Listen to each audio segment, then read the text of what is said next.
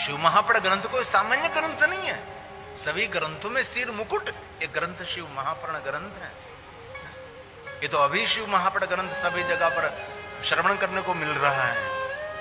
आज से बहुत सालों पहले कहीं दूर दूर तक महादेव की कथा सुनने का कहीं अवसर नहीं मिल रहा था। अभी शिव महापड़ ग्रंथ को लोकप्रियता मिली बहुत सालों के बाद। इसलिए आशा रखता हूं आप सबका मौन खोले, हम सब सामूहिक भगवान शिव को प्रार्थना करेंगे। ये महादेव के लिए गाया है, अन्य देवताओं के लिए नहीं।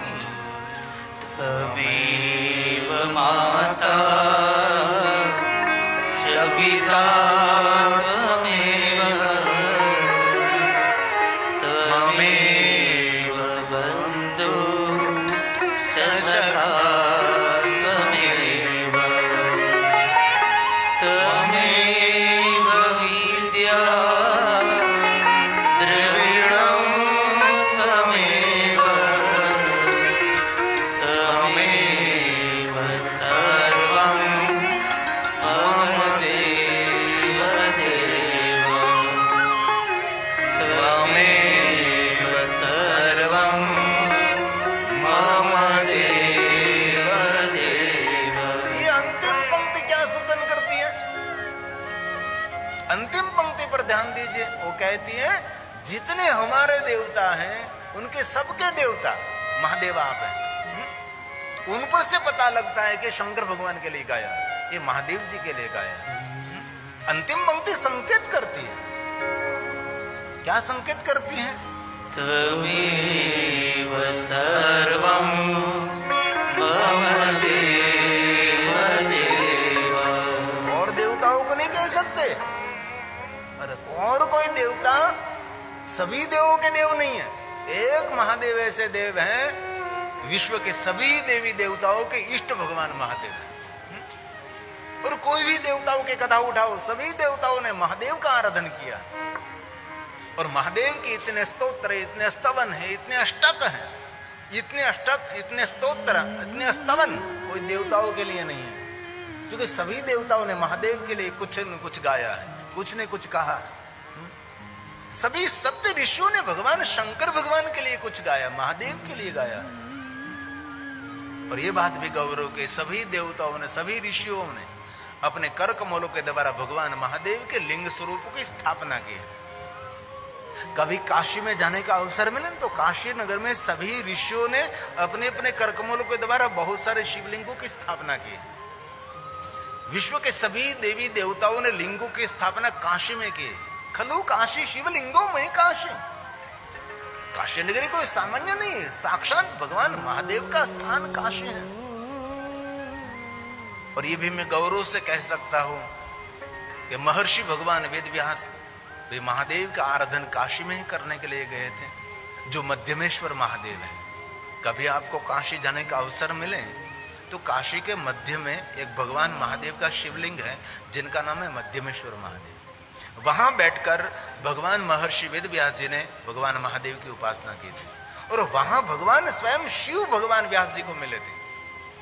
और महादेव ने कहा, व्यास जी आप क्या करना चाहते हैं मुझे पता है, इसलिए आप मेरे पास कुछ मांग नहीं रहे, लेकिन मैं आपको वचन देता हूं हे व्यास, सारी दुनिया की जिह्वा पर सरस्वती रहती हैं और सारी दुनिया के कंठ में सरस्वती रहती हैं, लेकिन भगवान महादेव ने महर्षि वेदव्यास जी को कहा आपके कंठ में और आपकी जिह्वा पर मैं स्वयं नीलकंठ निवास करूंगा। इसलिए भगवान व्यास जी महादेव जी के परम भक्त हैं।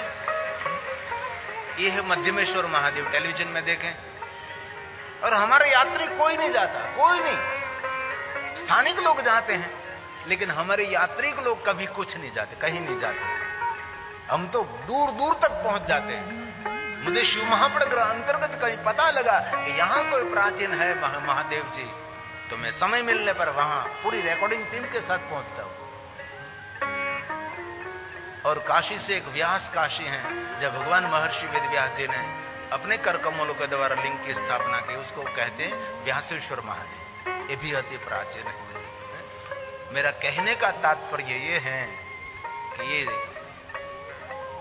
भगवान महादेव के लिए गाया गया है। काशी नगर में छोटी छोटी गली है और कोई भी गली गंगा जी को मिलती है। गलियों के सुंदर सजाई हुई ये नगरी, ये काशी नगरी, उनका भी बहुत बड़ा इतिहास है, दुखद भी इतिहास है और प्राचीन सुखद भी इतिहास है।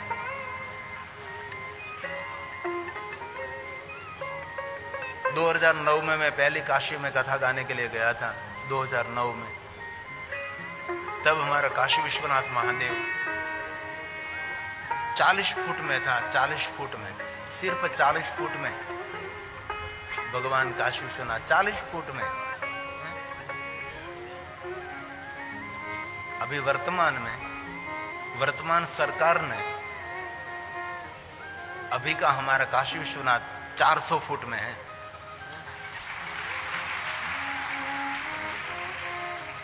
इसलिए उनको सहयोग करना हम सभी को। मैं क्या कहना चाहता हूं स्पष्ट नहीं कह सकता, लेकिन समझदार को इशारा काफी। उनके साथ रहना है, उनके साथ हम सभी को चलना है। आज इतना महाकालेश्वर में डेवलपिंग हो रहा है, किसके माध्यम से हो रहा है? और आप झंडा लेकर घूम रहे हैं, शर्म आनी चाहिए ना। हिंदुत्व को जागरूक रखना है तो हिंदू परंपरा और सनातनी परंपरा को जो जानता है उनके साथ रहना चाहिए, तो ही हमारा हिंदुत्व अखंडित रहेगा।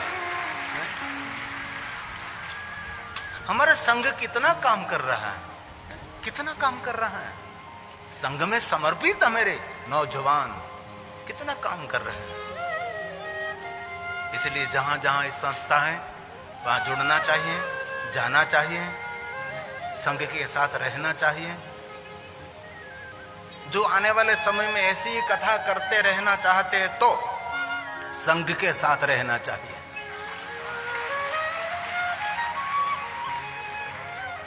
भगवान श्री हरि भगवान विष्णु जी ने कहा, नारद मन को शांत करने के लिए मैं एक सुंदर आपको मार्गदर्शन करता हूं। ये श्लोक भगवान विष्णु जी ने गाया है। नारद, मन को शांत करने के लिए सर्वश्रुति श्रुतम, ये भगवान विष्णु जी ने गाया। नारद जी को कह रहे हैं, ये नारद, सर्व श्रुति श्रुतम शैवम मंत्र जप षडक्षरम मंत्र जप षडक्षरम। भगवान विष्णु जी ने नारद जी को कहा कि नारद जी, जो आदि मंत्र है, जो मूल मंत्र है, जो महामंत्र है, जो श्रेष्ठ मंत्र है, जो सर्वोपरि मंत्र है, जो मंत्रों का भी मंत्र है, उससे कोई बड़ा मंत्र नहीं है। वेद सम्मत है, जिनकी महिमा वेद पुराण ऋषि मुनि देव गण सब गाते हैं। सर्वश्रुति श्रुतम मंत्र जपक षडक्षरम। भगवान महर्षि वेदव्यास जी ने वचन दिया है, जो कोई मनुष्य पंचाक्षर मंत्र का जाप करेंगे उनको दुनिया की सिद्धि मिलेगी, सर्व सिद्धि। सिद्धि का अर्थ क्या है? फूंक मार के किसी को चिड़िया बने देना, उनको सिद्धि कहते हैं। आप फूंक मार के मिट्टी में से पैसा बनाना, उसको सिद्धि कहते हैं। हमारे शास्त्रों में सिद्धि का अर्थ किया है आगवी बुद्धि, दिव्य बुद्धि, दिव्य दृष्टि, आगे की सोच, दिव्यता से भरे हुए विचार, उनको सिद्धि कहा है। हम लोग तो उसको सिद्धि मानते हैं, उनको तो जादू कहा जाता है, उनको सिद्धि नहीं कहा जाता। इसीलिए दिव्य दृष्टि, दिव्य बुद्धि, दिव्य विचारधारा जिनको प्राप्त करनी है उनके लिए पंचाक्षर मंत्र श्रेष्ठ है। बहुत लोग कहते हैं कि हम ओम नमः शिवाय मंत्र नहीं बोल सकते। किसने कहा आपको? कहां से आप पकड़ कर लाए? ये भगवान महर्षि वेदव्यास जी ने गाया और स्वयं श्री हरि भगवान विष्णु जी नारद जी को पंचाक्षरी विद्या दे रहे हैं। जैसे उपमन्यु ऋषि ने भगवान कृष्ण जी को पंचाक्षरी विद्या दी। उपमन्यु ऋषि जिन्होंने महादेव का दर्शन किया और स्वयं भगवान शिव जी ने उपमन्यु ऋषि को दृष्टि मात्र से सभी विद्या दी, वो उपमन्यु ऋषि हैं। और द्वारकाधीश भगवान कृष्ण जी उपमन्यु ऋषि के चरणों में बैठकर विद्या ग्रहण कर रहे हैं। तो उपमन्यु ऋषि ने जैसे जैसे द्वारकाधीश भगवान कृष्ण जी को मार्गदर्शन दिया, वैसे भगवान कृष्ण जी ने शिव साधना की। इस सभी श्लोकात्मक शिव महापड़ ग्रंथ में इसलिए कोई कहते हैं कि ओम नमः शिवाय मंत्र का जाप नहीं करना चाहिए, तो शिव महापड़ ग्रंथ का श्लोक है, सुनिए जरा आप। पंचाक्षर जपे ने, पंचाक्षर जपे नैव, पंचाक्षर मंत्र का जाप करो, नमः शिवाय नमः शिवाय नमः शिवाय, तो सर्व सिद्धि लभे नर। कोई भी जाति का, कोई भी ज्ञाति का, कोई भी वर्ण का, कोई भी देश का, कोई भी वेश का, कोई भी नर नारी, लेकिन जब आप प्रणव मंत्र का जाप कर रहे हैं, पंचाक्षर मंत्र का जाप कर रहे हैं, तो पंचाक्षर मंत्र के साथ में प्रणव जोड़ना बहुत आवश्यक है। इसलिए कहा, क्या कहा? प्रणवेनादि संयुक्तम्। प्रणव किसको कहते हैं? अकार, उकार, मकार, जिनको सूक्ष्म प्रणव कहते हैं। और नमः शिवाय तो क्या कहते हैं? स्थूल प्रणव कहते हैं। इसलिए शिव महापड़ ग्रंथ में कहा है, प्रणव को जोड़कर आप पंचाक्षर मंत्र का जाप करें। क्या कहा? सदा पंचाक्षरम् जपे, सदा पंचाक्षरम् जपे। सदा पंचाक्षर मंत्र का जाप करें, लेकिन कैसे? प्रणव को जोड़कर करें। वैसे तो शिव महापड़ ग्रंथ में बहुत विस्तृत कहा है, सिर्फ जिनका ब्राह्मण शरीर है वही ओम नमः शिवाय मंत्र का जाप कर सकते हैं। तो हम क्या करेंगे? हम सभी ओम शिवाय नमः, ओम शिवाय नमः। तो नारी शरीर क्या करेगी? श्री शिवाय नमः, श्री शिवाय नमः। बाद में भगवान वेद व्यास जी ने कहा, इस दुनिया में कोई ब्राह्मण नहीं है, कोई क्षत्रिय नहीं है, कोई वैश्य नहीं है, कोई शूद्र नहीं है, कोई पुरुष नहीं है, कोई नारी नहीं है। शिव के दरबार में सिर्फ जीव का स्वीकार है। इसलिए बाद में कह दिया, एक नियम है, बाकी कोई भी मनुष्य ओम नमः शिवाय मंत्र का जाप कर सकते हैं। और भगवान ने तो वैसा किया कि जब मंत्र जाप करने के लिए बैठिए तब पद्मासन लगाकर बैठिए। कौन पद्मासन लगा सकता है? इसलिए भगवान ने कहा कि आप पद्मासन न लगा सको तो अर्ध पद्मासन लगाओ, अर्ध पद्मासन न लगा सको तो पलौठी मारकर बैठिए, और पलौठी मारकर नहीं बैठ सकते तो सुखासन बैठिए। सुखासन मतलब शरीर को जैसे सुख हो रहा है वैसे बैठिए। सोफे पर बैठकर माला करिए, लंबे पैर कर करिए, भगवान ने दिया है सुखासन। आपके शरीर को कोई कष्ट नहीं होना चाहिए, वैसे मंत्र जाप करिए। नियम बताए हैं, लेकिन सनातन धर्म में कोई जड़ता नहीं है और संकुचितता नहीं है। सनातन धर्म इतना उदार है ना, दुनिया का, विश्व का कोई धर्म इतनी उदारता से भरा हुआ धर्म नहीं है जो सनातन में उदारता है, जो सनातन में श्रेष्ठता है। ये तो हम लोगों ने समंदर पार जाकर मेरे धर्म का प्रचार प्रसार इतना नहीं किया। हम लोग सबसे पहले अफ्रीका पहुंच गए थे, लेकिन अफ्रीका के वासियों को हमने हमारा धर्म नहीं दिया, और बहुत लोगों ने हमारे पहला उनको धर्म दे दिया। अफ्रीका में कोई धर्म ही नहीं, और धर्म विचार वाले आए तो सभी को धर्म दिया, हम लोगों ने नहीं दिया। जो पहले से काम हुआ होता तो बहुत कुछ हो सकता था, और हो सके तो इस पंचाक्षर मंत्र का जाप माघ मास में, भादो मास में विशेष प्रकार से एक वारम मिताशेतो वांग्यतो नियते जितेंद्रियम। माघ मास में, भादो मास में मौन रहकर, जितेंद्रिय रहकर, हो सके तो एक वारम मिताशेतु, एक समय भोजन करने के बाद पंचाक्षर मंत्र पंचलक्षम, कभी अवसर मिले तो पंचाक्षर मंत्र का 5 लाख मंत्रों का अनुष्ठान करना चाहिए, ऐसा शिव महापुराण ग्रंथ में कहा है। पंचाक्षरम पंचलक्षम जपे, ये भगवान ने कहा है। पंचाक्षरम पंचलक्षम, कितनी सुंदर बात है, कितनी सुंदर बात है। मंत्र के जितने अक्षर हैं इतने लाभ, मंत्र के जाप करने से मंत्र सिद्ध होता है, ये मंत्र फल देने के लिए कार्यरत हो जाते हैं। इसलिए बहुत सारे श्लोकों की श्रृंखला मेरे पास है, लेकिन इनमें से कोई मैं लेकर आपको समझाने का प्रयास करता हूं, जो बहुत सारी गलतफहमी दुनिया में फैल रही है। इसलिए मैं श्लोकात्मक आपका निवारण करना चाहता हूं। भगवान वेद व्यास जी ने गाया है, पंचाक्षरम पंचलक्षम जपे शिवं नो स्मरन् पद्मासनस्थं शिवदं गंगाचन्द्र कलान्वितं गंगाचन्द्र कलान्वितं। भगवान शिव पद्मासन लगाकर बैठे हैं, प्रसन्न मुख मुद्रा है, मस्तक पर गंगा है, भाल में चंद्र है। ऐसे भगवान शिव जी का ध्यान करते हुए पंचाक्षर मंत्र का 5 लाख मंत्र का जाप करना चाहिए।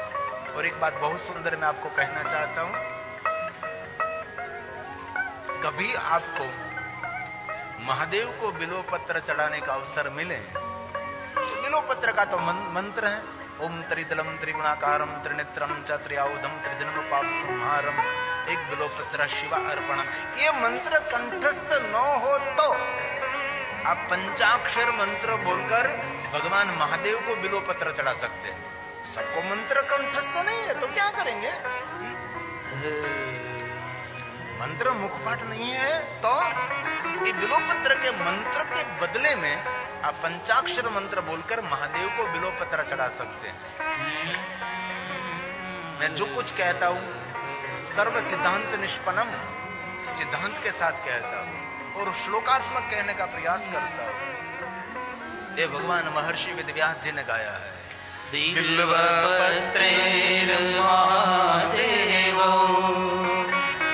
पूज्य स्वाति भक्तितः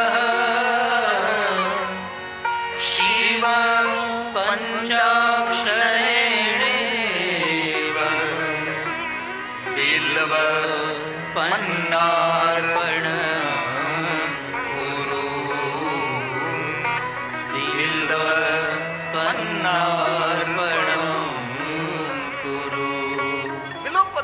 पर्ण को पंचाक्षर मंत्र बोलकर आप भगवान शिव को अर्पण कर सकते हैं। और एक बात बहुत सुंदर आ रही है, ध्यान दीजिए जरा। पंचाक्षर मंत्र महामंत्र है और सर्व मंत्रों में शिरोमणि मंत्र है। और मैं दिल ठोक कर कहता हूं, दुनिया में कितने ही कठिन मंत्र हो, लेकिन ओम नमः शिवाय मंत्र की बराबरी दुनिया का कोई मंत्र कर नहीं सकता। ये ओम नमः शिवाय मंत्र है।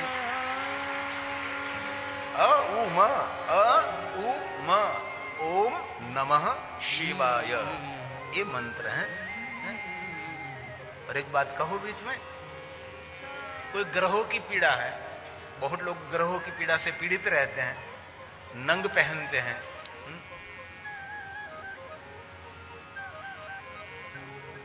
कोई ग्रह की पीड़ा है तो ग्रह के मंत्र का जाप करना पड़ता है, तो हम लोग नहीं कर सकते। तो हम क्या करते हैं, हमारा जो आचार्य श्री है उनको हम कहते हैं कि इस ग्रह के मंत्र जाप करिए आप। तो कहेंगे कि भाई 1 महीना लगेगा ये मंत्र जाप करने के लिए, तो हमारे लिए वो मंत्र जाप करेगा और ग्रह पीड़ा शांत हो जाएगी। परंतु ये आपकी क्षमता नहीं है, क्योंकि कुछ दक्षिणा देनी पड़ती है, व्यवस्था करनी पड़ती है, तो आप सामर्थ्य नहीं है आप में। तो कोई ग्रह आपको पीड़ित है, इस ग्रह के मंत्र जाप आप नहीं कर सकते हैं, तो इस ग्रह के मंत्र के बदले में जो पंचाक्षर मंत्र का जाप करना शुरू कर दोगे, तो सभी ग्रह पीड़ा भी शांत हो सकती है। क्यों? क्योंकि जितने ग्रहों के मंत्र हैं, सभी ग्रहों के मंत्र का जन्मस्थान पंचाक्षर मंत्र है।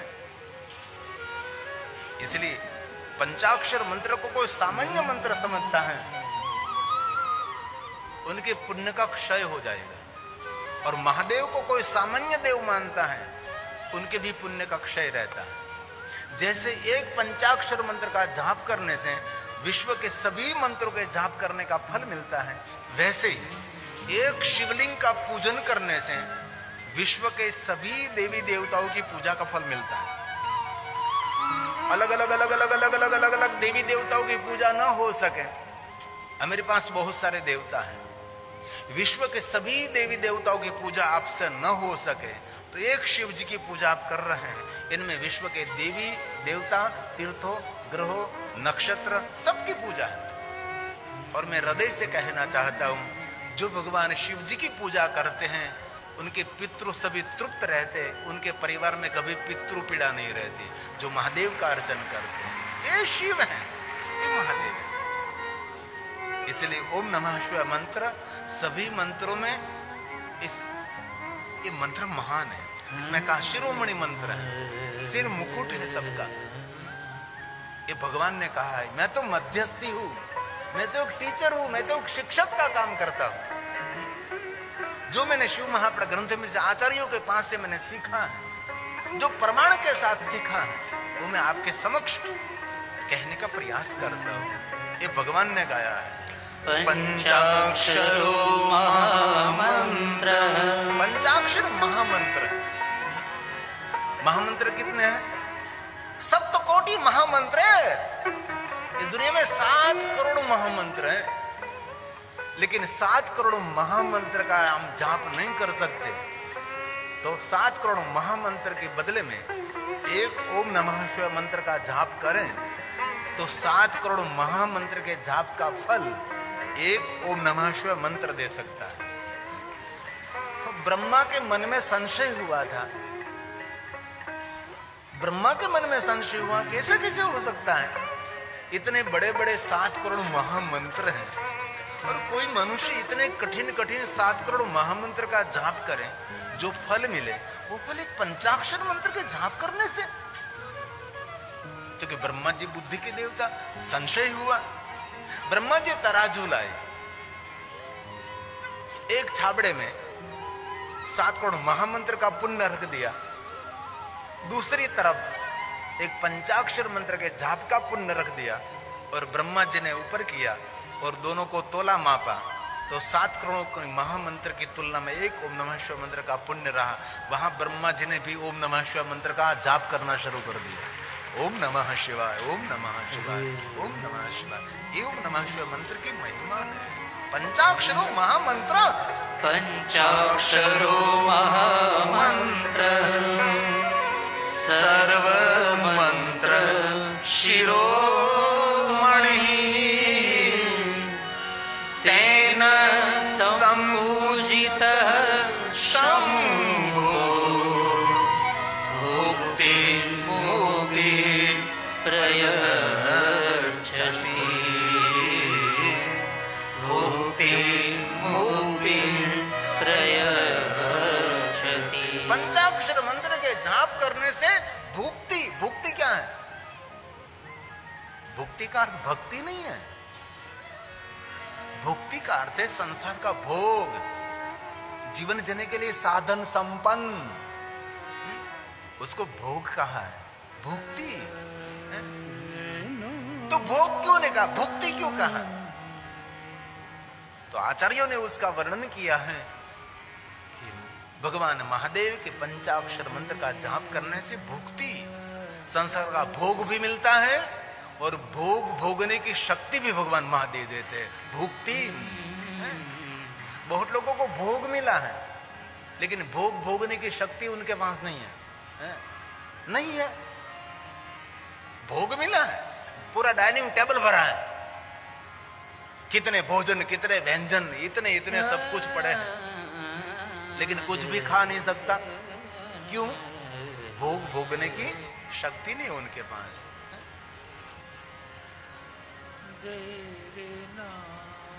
महादेव जी भोग भी देते हैं और भोग भोगने की शक्ति भी देते हैं, इसलिए भुक्ति मुक्ति पर्याचति, भगवान शंकर जी मुक्ति भी देते हैं।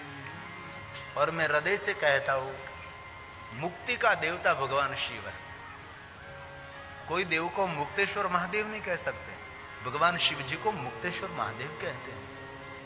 सभी बंधनों में से मुक्त कर देता है। बंधे से बंधे मिला छुड़ाने का क्या उपाय, कर सेवा निर्बंध की तो पल भर में छुड़ाए, जो स्वयं मुक्त है? इसलिए महादेव को मुक्तेश्वर महादेव कहते हैं। अभी थोड़ी देर के लिए गंभीरता से ध्यान दीजिए। जो शिव महापद अंतर्गत, ये मेरी खोज है। मैं कोई काल्पनिक बात, बनी बनाई बात, उठती हुई बात, लोगों को गुमराह करने की बात कभी नहीं कहता। जो कहता हूं, जो कुछ शास्त्र सम्मत कहने का प्रयास करता हूं, क्योंकि ये भगवान व्यास के विचारों की वहचनी है। पंचाक्षर मंत्र से 16 उपचारों से भक्ति के द्वारा भगवान शंकर जी की, भगवान शिव की पूजा करनी चाहिए। भगवान शंकर जी की पूजा है 16 उपचार पूजा, राजोपचार, 16 उपचार, पंचोपचार, एकोपचार, वैराग्य उपचार, ऐसे भगवान शंकर जी की अलग अलग पूजा है। इनमें 16 उपचार भगवान महादेव की पूजा करना चाहते हैं तो 16 उपचार के अलग अलग मंत्र रहते हैं, लेकिन हम सब पाठशाला में पढ़ने के लिए नहीं जा रहे हैं। ये तो मेरे आचार्य लोग पाठशाला में पढ़ने के लिए जाते हैं, उनके पास विद्वत्ता है, तो विद्वत्ता के आधार स्वरूप वो लोग पूजा कर सकते हैं 16 उपचार, लेकिन हमारे पास कोई विद्वत्ता नहीं है। तो शिव महापद ग्रंथ में कहा षडक्षर, नमः शिवाय पंचाक्षर, और छठा अक्षर हो गया अकार उकार मकार, ओम नमः शिवाय। इसलिए षडक्षर कहा। षडक्षरेण मंत्रेण पूजा कार्य स्मरनिशः उपचारो षोडश भक्तियुक्तेन चेतसा